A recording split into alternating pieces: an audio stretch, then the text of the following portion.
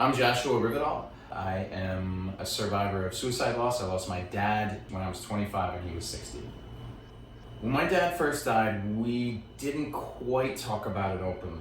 I started talking about my dad's suicide publicly almost immediately, but not with the intent of like helping anybody or that it was a healing thing for me.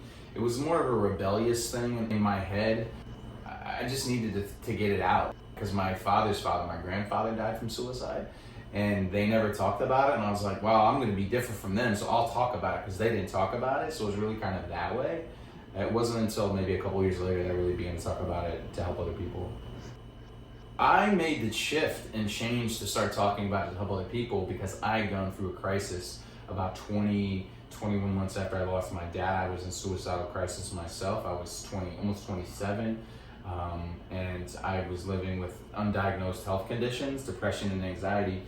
And so once I got help and because I nearly attempted, so the middle of February 2011, I was like, I need to help other people to feel whole again, that was just one of the things that helped me recover. So it was that, I was like, nobody's talking about this. So maybe I should do that. That'll help me feel better and it'll help other people. And I was validated in May that year. I was able to help a young man get help. I'm able to use my grief as a tool now. I'm a participant in my grief, and I'm able to use it as a tool to help other people. And so in the beginning, it helped me stay alive. Now it's one of many things that keeps me grounded, and it helps when the waves do come, the waves of grief, they don't hurt as badly. I'm able to sort of move through those, and sometimes I can understand in my body, so it's not up here, but it's sort of manifesting itself other places in my body. And sometimes I can feel that and understand that and know that. And so I don't judge myself for whatever I'm going through, or maybe if my behavior is a little off, I can then sort of recalibrate without the judgment of self. Anybody struggling in silence and not being able to talk, be gentle with yourself.